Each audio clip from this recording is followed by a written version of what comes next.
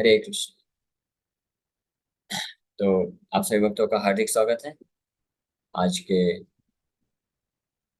श्रीमद् भगवद गीता के डिस्कशन में। आज हम लोग चर्चा कर रहे हैं श्रीमद् भगवद गीता यथारूप तीसरा अध्याय कर्म योग जिसका नाम है, और इसके श्लोक संख्या 15 पे आज चर्चा। तो कर्म योग का जो पहला स्टेप है, बिगिनिंग कर्म कांड, वो वास्तव में वहां अभी चर्चा कर रहे हैं। ये श्लोक संख्या 9 से लेकर के भगवान कृष्ण यज्ञार्थात कर्मणो अन्यत्र लोकोऽयं कर्म बन्धनः, यहाँ से प्रारंभ किए कि यज्ञ मतलब कर्म। यज्ञ का मतलब होता है कर्म। कर्म का मतलब क्या होता है वो आज के श्लोक में बताया जाएगा। कर्म मतलब निर्धारित कर्तव्य, रूपा जी ट्रांसलेट करते हैं। तो वो जो कर्म है व्यक्ति नहीं करता है तो वो कर्म के बंधन में फंसता है और उसको पाप लेना पड़ता है, उसी कारण उसको दुख होता है। और कर्म ना करने से व्यक्ति को भौतिक संसार, पिछले श्लोक में भगवान बताए, अन्नाद भवन्ति भूतानि, जो भौतिक सुख सुख सुविधा है, प्रकृति के जो रिसोर्सेज हैं जो हमको प्राप्त होते हैं, अनाज, पानी, फल फ्रूट और अन्य जितने भी वायु रिसोर्सेज हैं, वो प्राप्त होते हैं कर्म को करने से। कर्म मतलब यज्ञ। यज्ञ कर्म समुद्भवा, कर्म से ही यज्ञ प्राप्त होते हैं।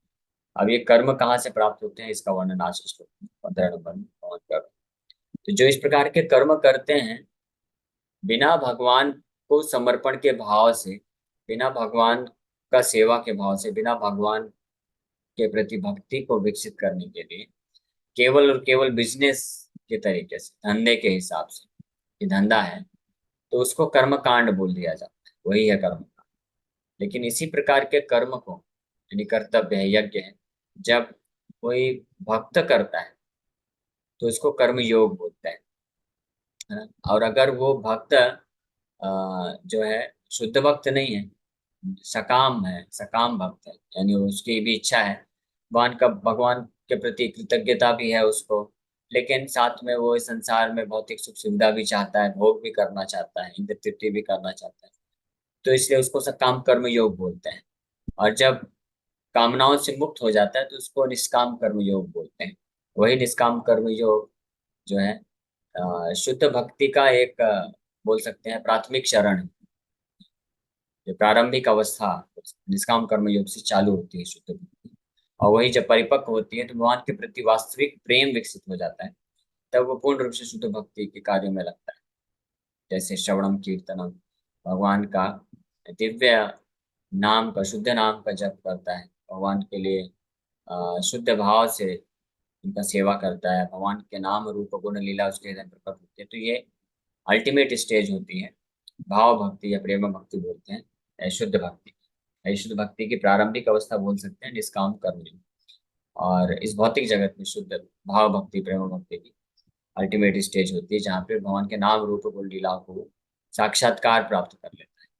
और आध्यात्मिक जगत में यहाँ से प्रारंभ होता है, और यहाँ से प्रारंभ होकर के फिर वो और आगे बढ़ता है, और अल्टीमेटली ब्रज के भक्त है, और उसमें भी सर्वश्रेष्ठ गोपियाँ, उसमें भी सर्वश्रेष्ठ श्रीमती राधा रानी के महाभाव तक जाता है। तो इस प्रकार से, और वहां पे भी खत्म नहीं होता, वहां पे भी हम लोग चैतन्य चरितमृत में ऑलरेडी चर्चा कर रहे थे कि श्रीमती राधा रानी का भी जो प्रेम है वो और बढ़ता ही रहता है, ऑलरेडी असीमित है लेकिन और वो बढ़ता रहता है।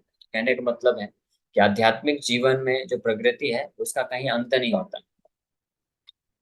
वो वो केवल एवर प्रोग्रेसिव, वो बढ़ता ही रहता है। तो खैर यहाँ पे कर्म कांड से प्रारंभ कर रहे हैं। तो कर्म विशेष रूप में बताया, इसलिए कर्म करना बहुत महत्वपूर्ण है। कर्म मतलब यज्ञ। यज्ञ जो है कर्म से ही प्राप्त होता है। कर्म, निर्धारित कर्मों के द्वारा ही यज्ञ निर्धारित होता है। अब कर्म क्या होते हैं आज के श्लोक में बताया गया। तो ये बहुत महत्वपूर्ण श्लोक, पिछला श्लोक भी बहुत महत्वपूर्ण था और आज का श्लोक भी बहुत महत्वपूर्ण है, जिसमें कर्म क्या है वो भगवान चर्चा कर। कई लोग कर्मयोग तो बोलते हैं, गीता का क्या उपदेश है, कर्म करते जा और फल की चिंता मत कर, क्या लेकर आया था क्या लेके जाए। ये गीता के उपदेश, गीता का सार। हम लोग बचपन में, मुझे याद है कि जो किराना के स्टोर्स होते थे, तो वहाँ पे एक ऐसे पैम्पलेट टांग के रखते थे 10 रुपए का। उसमें लिखा रहता था भगवान कृष्ण ऐसे हाथ ऊपर करके खड़े हैं, अर्जुन को उपदेश दे रहे हैं, और गीता का सार लिखा हुआ है। क्या लेकर आया था, क्या लेकर जाएगा, बस कर्म ही करते जा, फल की चिंता मत कर, कर्म ही पूजा है। इस प्रकार के बहुत सारी चीजें लिखी रहती हैं। लेकिन जो भी वो लिखा रहता है गीता का सार, तो ना तो वो गीता में है ऐसा कुछ सार, और ना ही उसका कोई प्रैक्टिकल एप्लीकेशन करता है, अगर लिखा भी तो इसलिए बहुत महत्वपूर्ण है। तो आज के श्लोक से हम समझेंगे कि कर्म ही अगर सब कुछ है, कर्म ही पूजा है, और कर्म करने से ही करना चाहिए, फल की चिंता नहीं करना चाहिए। तो ये सब बाद की बातें हैं, पहले समझना है कर्म क्या है, ये तो जान लें, उसके बाद समझेंगे गीता का सार क्या है। गीता का सार आएगा आगे। तो भगवान बोल रहे हैं स्पष्ट, कर्म ब्रह्मोद्भवम विद्धि, ब्रह्माक्षर समुद्भवम, तस्मात् सर्वगतम ब्रह्म, नित्यम यज्ञ प्रतिष्ठितम। देखिए, बहुत ध्यान से सुनना पड़ेगा। कर्म और भगवान कैसे कनेक्टेड है, ये स्टेप बाय स्टेप भगवान कृष्ण समझा रहे हैं। विधि, विधि मतलब भगवान बोल रहे हैं यू शुड नो।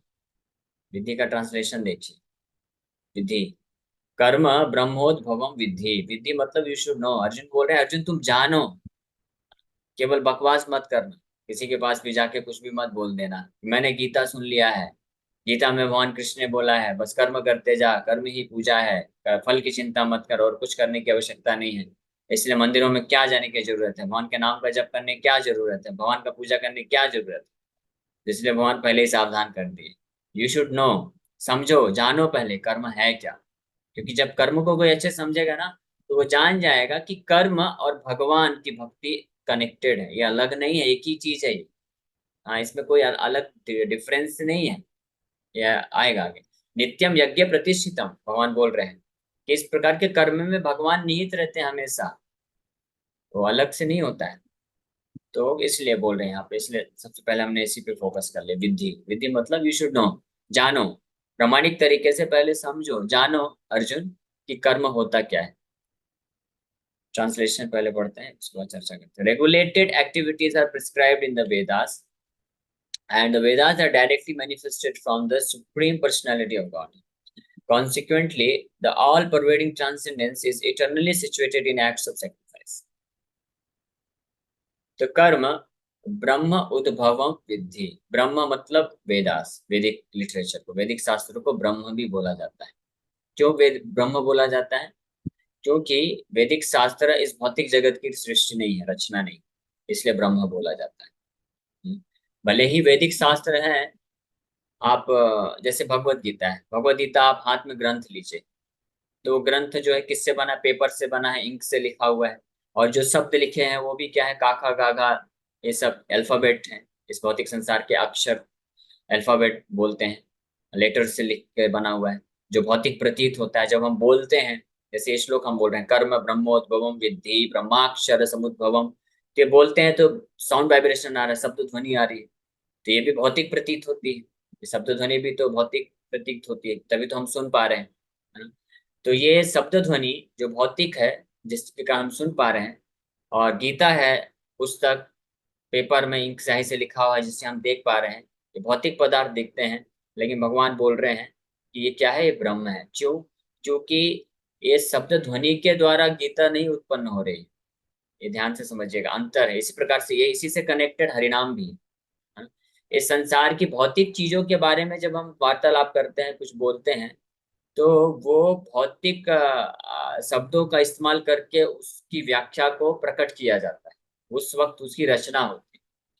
लेकिन भगवान का नाम, भगवान और भगवान की वाणी गीता या वैदिक साहित्य, यहाँ पे जो ब्रह्म है, ब्रह्म इसलिए बोला जा रहा है क्योंकि इनकी रचना या सृष्टि इस शब्दों के द्वारा नहीं होती, बल्कि जो ब्रह्म है स्पिरिचुअल है, आध्यात्मिक है, दिव्य है। लेकिन दिव्य और स्पिरिचुअल होने के कारण हम उसको सुन नहीं सकते हैं, समझ नहीं सकते हैं, या परसीव नहीं कर सकते हैं, हमारी इंद्रियों के परे है।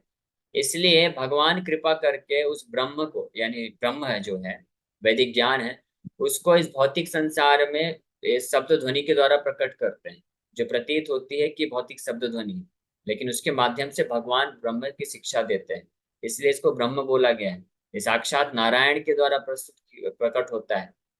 वेद व्यास जी ने इसको बस केवल वो उनके माध्यम है, उन्होंने इसको बस प्रकट स्वरूप दिया ताकि हम जैसे जो जीव आत्माएं हैं, जो केवल भौतिक चीज को ही परसीव कर सकते हैं, उसको समझ सके, जान सके। अदरवाइज ये ब्रह्म वस्तु है।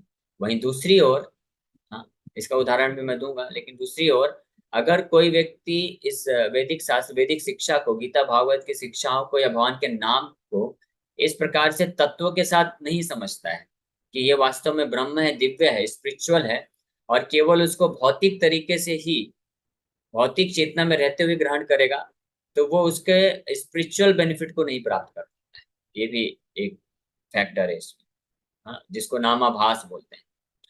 और इसका उदाहरण है जैसे भगवान का विग्रह है। तो भगवान का विग्रह होता है मंदिर में, तो अगर भगवान आध्यात्मिक स्वरूप में हमारे सामने आए तो हम नहीं देख सकते, उनको परसीव नहीं कर सकते। भगवान तो वैसे ही है हृदय में परमात्मा के रूप, आत्मा भी है परमात्मा भी, यानी हम भी है हृदय में, परमात्मा भी। हमारा भी स्वरूप आध्यात्मिक, हम भी भौतिक नहीं है। लेकिन क्या हम अपने आप को देख सकते हैं? हम अपने आप को भी नहीं देख सकते। और भगवान भी परमात्मा के रूप में तो है सबके हृदय में, लेकिन हम देख नहीं सकते। इसीलिए वही परमात्मा, वही भगवान हम जीवात्माओं के ऊपर कृपा करने के लिए, ताकि हम उनको सेवा अर्पण कर सकें और हमारी सेवा को वो स्वीकार कर सकें, वो भौतिक तत्वों के द्वारा अपने आप को प्रकट करते हैं।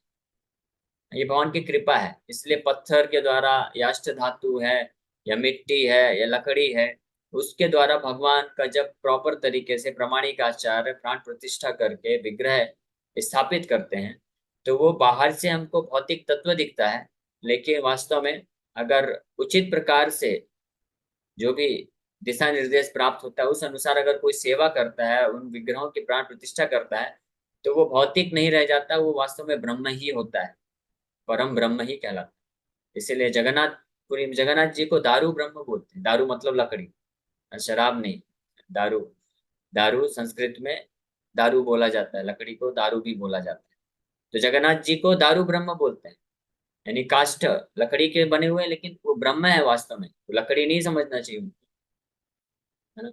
ऐसे और जैसे लिक्विड यमुना, गंगा यमुना, वो भी ब्रह्म है, ब्रह्म स्वरूप है।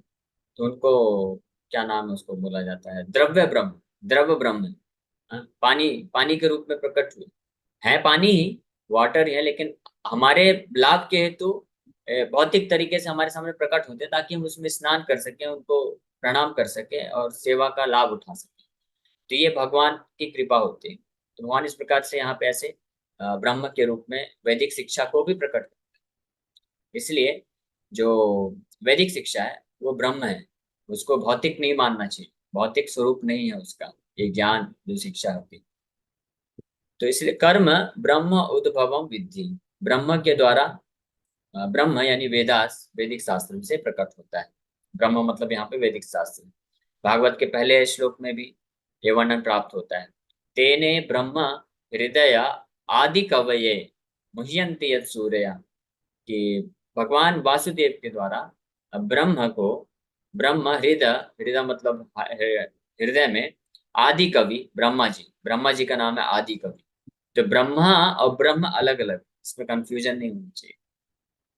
एक होता है ब्रह्म और एक होता है ब्रह्मा।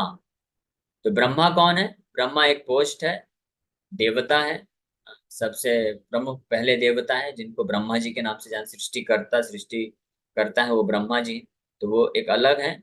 और ब्रह्म, उस वो है आध्यात्मिक वस्तु को ब्रह्म बोला जाता है। तो ये दोनों डिफरेंट चीजें हैं, ठीक है। ब्रह्म मतलब स्पिरिचुअल, और ब्रह्मा मतलब लॉर्ड ब्रह्म। तो तेने ब्रह्म हृदय आदि कवि, आदि कवि ब्रह्मा जी का एक नाम आदि कवि भी। तो आदि कवि के हृदय में भगवान कृष्ण ब्रह्म प्रदान किए, यानी ब्रह्म मतलब वैदिक शास्त्र के ज्ञान को प्रकट कराए। इसीलिए, क्योंकि अब वैदिक शास्त्र जो है, वैदिक शिक्षा है, स्पेशली गीता भागवत की जो शिक्षा है, वो ब्रह्म होने के कारण ये किसी भौतिक तत्व पे वास्तव में निर्भर नहीं है। इसलिए इसको प्रदान करने के लिए ये आवश्यकता नहीं है कि ये लिखित रूप में हो या शब्द ध्वनि के रूप में, भौतिक शब्द ध्वनि के रूप में प्रकट हो। वो तो हमारे जैसे बद्ध जीवों के लिए सुविधा प्रदान करने के लिए दिया गया है, ताकि हम इसको समझ सके। और जो योग्य, हम योग्य नहीं, लेकिन जो योग्य होते हैं, जैसे ब्रह्मा जी योग्य हुए, तपस्या करके ब्रह्मा जी पूरी तरह से योग्य थे, तो उनको आवश्यकता नहीं पड़ी कि इस प्रकार से लिख के लाया कि भगवान पढ़ाए उनको, इस तरह से श्लोक लिख के ला के पढ़ो। उनको डायरेक्ट भगवान ये ब्रह्म ज्ञान को उनके हृदय में प्रकट कर दिए, और केवल वही सुन पाए। उनके हृदय में ही डायरेक्ट प्रकट हुआ ब्रह्म, ये वैदिक शास्त्र, वैदिक ज्ञान। लेकिन ब्रह्मा जी जानते थे कि अन्य लोग जो आने वाले जीवात्मा है, बद्ध जीव है, वो इसको डायरेक्ट स्पिरिचुअल रूप में नहीं सुन सकते हैं, नहीं समझ सकते हैं, परसीव नहीं कर सकते, इंद्रियों से प्राप्त नहीं कर सकते। इसलिए ब्रह्मा जी फिर गुरु शिष्य परंपरा के द्वारा उसी ज्ञान को श्रुति, शब्द ध्वनि के द्वारा प्रकट किए, भौतिक शब्द ध्वनि में निवेशित करके प्रकट किए, नारद मुनि को दिए। फिर नारद मुनि वेद व्यास जी को, वेद व्यास जी ये भी समझ गए कि इस कलयुग में और दुर्दशा ऐसी हो जाएगी कि ये शब्द ध्वनि से भी कोई समझ नहीं पाएगा, सुनेंगे भूल जाएंगे। इसलिए उनको इसी शब्द ब्रह्म को, वैदिक शिक्षाओं को लिखित रूप में प्रदान कर दिया। तो एनीवे, चाहे ब्रह्म वैदिक शिक्षा डायरेक्ट ब्रह्मा जी के हृदय में प्रकट हुआ हो, जो भौतिक शब्द ध्वनि नहीं था और ना ही लिखित रूप में था, और चाहे ब्रह्मा जी अपने शिष्यों को, नारद मुनि आदि शिष्य और अनेक शिष्यों को श्रुति बोल करके शब्द ध्वनि के रूप में प्रदान किए, वो एक दूसरा स्वरूप हुआ। और तीसरा, चाहे वेद व्यास जी कलयुग के जीवात्मा, हम जैसे बद्ध जीवात्माओं के लिए लिखित रूप में प्रदान किए। ये तीनों प्रकार का जो स्रोत अलग अलग हो सकता है, लेकिन तीनों में कोई अंतर नहीं है, तीनों एक ही चीज है। हाँ, इसमें कोई डिफरेंस नहीं है। जिस प्रकार से अग्नि होता है, अग्नि डायरेक्ट कोई अग्नि का इस्तेमाल करे, या अग्नि को लोहे में संचारित करके, लोहा होता है, आयरन होता है, तो अगर लोहे को आप पूरी अग्नि में रख दीजिए और बिल्कुल वो लाल लाल हो जाए इतना, तो वो लोहा लोहा नहीं रह जाता। उस लोहे का इस्तेमाल फिर आप किसी चीज को जलाने के लिए कर सकते हैं, तो कोई अंतर नहीं रह जाता, वो भी अग्नि का ही कार्य करता है। उसी प्रकार से ये उदाहरण प्रभुपाद जी देते हैं। उसी प्रकार से भगवान के विग्रह जो होते हैं, या भगवान का भक्त भी जो होता है, जो भक्ति करता है, भगवान के शुद्ध भक्त होते हैं, वो उसी प्रकार से एक्ट करते हैं। उनका जो शरीर होता है, उनकी जो वाणी होती है, उनके जो क्रियाकलाप होते हैं, वो सब का सब आध्यात्मिक हो जाता है।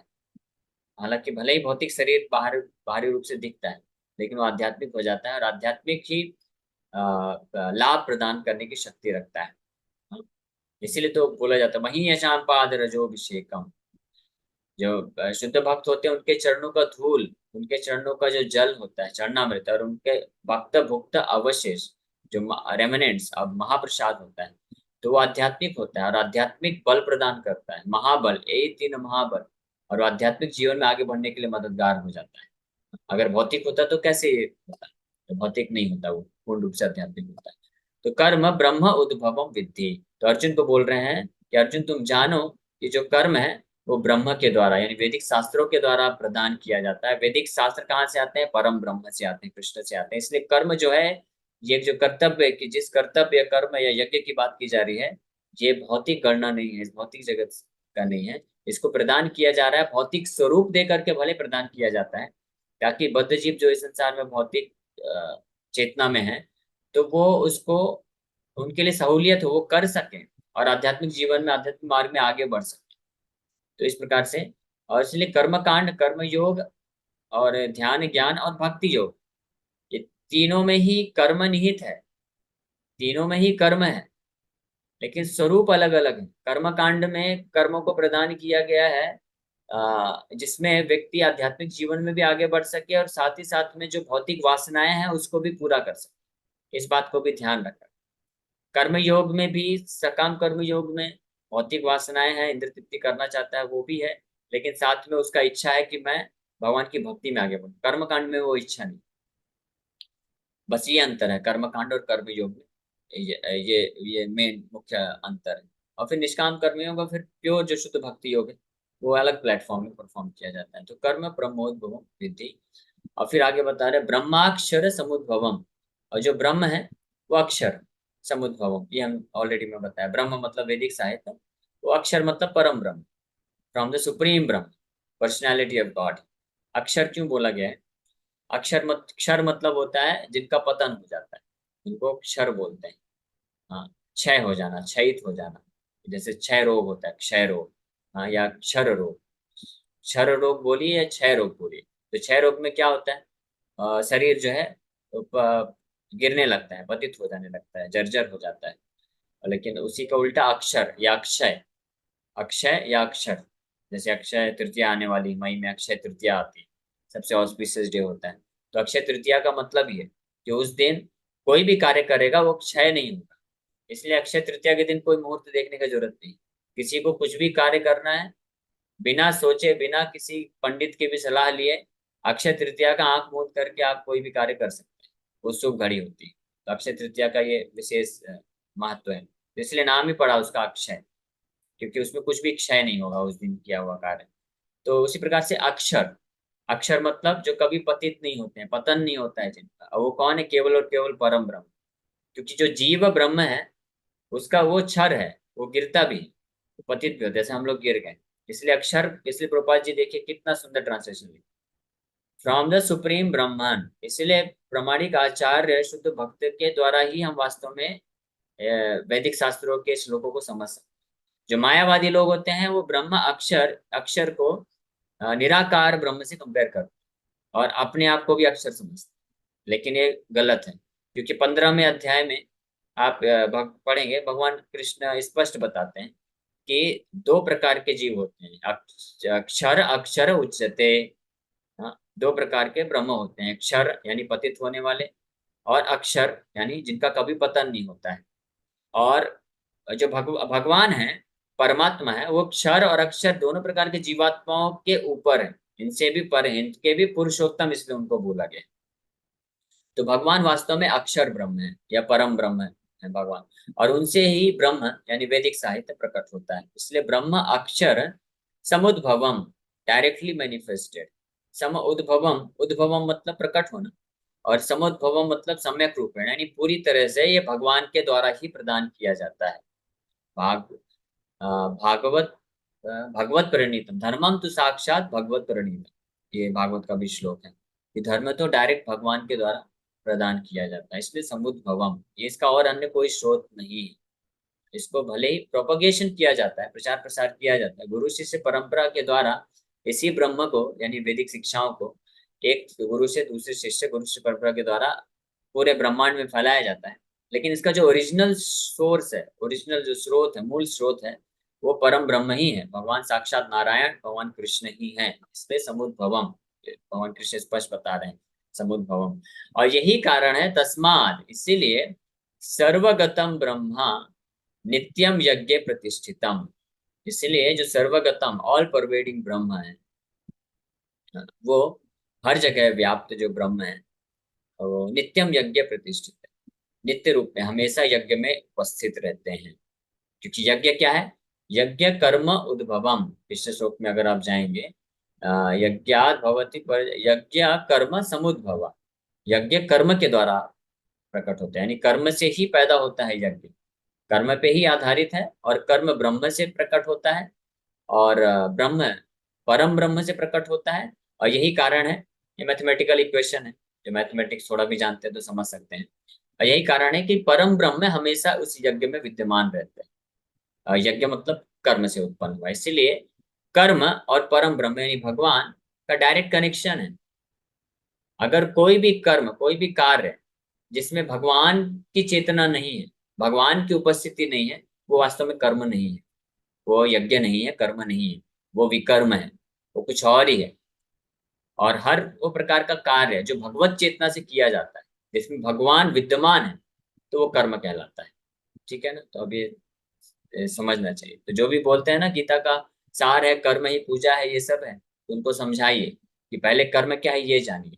गीता के तीसरे अध्याय के 15वें श्लोक के अनुसार कर्म उसी को बोला जाता है, उस प्रकार के कार्य को बोला जाता है जिसमें नित्यम ब्रह्म प्रतिष्ठितम, भगवान जिसमें नित्य यज्ञ प्रतिष्ठितम, नित्य रूप से हमेशा जिस कार्य में भगवत चेतना है, भगवान की उपस्थिति है, कृष्ण को केंद्र में रख के किया गया है, उसी को कर्म बोलते हैं। अन्यथा वो कर्म नहीं, वो यज्ञ नहीं, वो कुछ और ही है फिर। ठीक है? तो इसलिए, और इस प्रकार का अगर कर्म है तो फिर वो पूजा है। सही बात है, कर्म ही पूजा है। तो उस प्रकार का कर्म अगर है तो वो पूजा हुई भगवान की। लेकिन किसकी पूजा हुई? परम ब्रह्म कृष्ण की पूजा हुई। तो ये श्लोक को इसलिए बहुत महत्व। अभी समय हो गया, इसी के साथ एक विराम करते हैं। इस श्लोक पे और थोड़ा चर्चा बाकी है। वो लोग वो कल करेंगे। Hare Krishna, thank you very much. किसी भक्त का कोई प्रश्न है तो पूछ सकते हैं। ये संकीर्तन मतलब। हरे कृष्ण, दंडवत प्रणाम प्रभु जी। हरे कृष्ण। प्रभु जी, पहला क्वेश्चन ये पूछना था कि गीता जैसे भगवान गीता लिखी किसने, राइटिंग किसने की जब भगवान बोले। और दूसरा क्वेश्चन ये था कि जब कर्म के साथ भगवान परम ब्रह्म का सीधा संबंध है, तो कुकर्म करने वालों के साथ भगवान का कोई संबंध नहीं होता। तो उनके साथ भी भगवान का संबंध होता है, लेकिन भगवान का डायरेक्ट संबंध नहीं होता कुकर्म करने वाले या विकर्म करने वालों का। भगवान की जो परछाई है माया, माया का संबंध होता है, और इसलिए वो उनको दुख मिलता है, पाप लगता है और वो दुखी होते हैं। बिना भगवान के तो कुछ भी संसार में प्रकट नहीं हो सकता ना, कर्म हो या विकर्म हो, सब कुछ भगवान से ही आता है। लेकिन भगवत चेतना विहीन जो होते हैं, तो वो भगवान, वो माया है, भगवान की एब्सेंस, एब्सेंस ऑफ गॉड, वो माया है, तो उससे विकर्म प्रकट होता है, जो कि देहात्म बुद्धि की चेतना में आता है। और आपका पहला प्रश्न का उत्तर है कि गीता किसने लिखा। तो गीता श्रीला वेद व्यास जी ने गणेश जी के द्वारा लिखा है। वो रिसाइट कर रहे थे और गणेश जी लिख रहे थे। ओके, यस अंकिता माता जी। हरे कृष्ण प्रभु जी, पंचांग प्रणाम प्रभु जी। जैसे आपने बताया कि कर्म अल्टीमेटली भगवान को रिप्रेजेंट कर रहे हैं, अगर भगवान द्वारा जो वेदों में बताया गया है वो हम करते हैं, वो कर्म कहलाता है। तो जो नॉर्मली आपने बताया, जो यूज करते हैं कर्म वर्ड को, कि ऑफिस जा रहे हैं, काम कर रहे हैं, तो वो भी पूजा है, या घर का काम कर रहे हैं वो भी पूजा है। तो इस चीज को कैसे मतलब फिर समझना चाहिए इस संदर्भ में? इसको ऐसे समझना चाहिए कि ऑफिस जाना, धंधा करना, जॉब करना, परिवार वालों का पालन पोषण करना, ये कार्य तभी कर्म बनेगा जब ये सब कोई भी करता है कृष्ण को प्रसन्न करने के लिए, कृष्ण की भक्ति में आगे बढ़ने के लिए। अगर करता है तो वो वास्तविक कर्म है या भक्ति है, वो भक्ति है। अगर शुद्ध भाव में है तो वो भक्ति है वास्तव में। तो इसलिए कर्म और भक्ति कोई अंतर नहीं है, बस वो चेतना का विषय है। अगर कोई अपने लिए करना चाहता है तो वो कर्म कांड हो गया, और कुछ अपने लिए, कुछ भगवान को अर्पण करने के हिसाब से करना चाहता है तो कर्म योग हो गया। शुद्ध भाव में कर रहा है तो शुद्ध भक्ति हो गई। तो कार्य बाहर से क्या किया जा रहा है वो, उस पर कोई फर्क नहीं पड़ता। वो किस चेतना में कर रहा है उसके अनुसार वो कर्म कांड, कर्म योग या शुद्ध भक्ति कहला सकता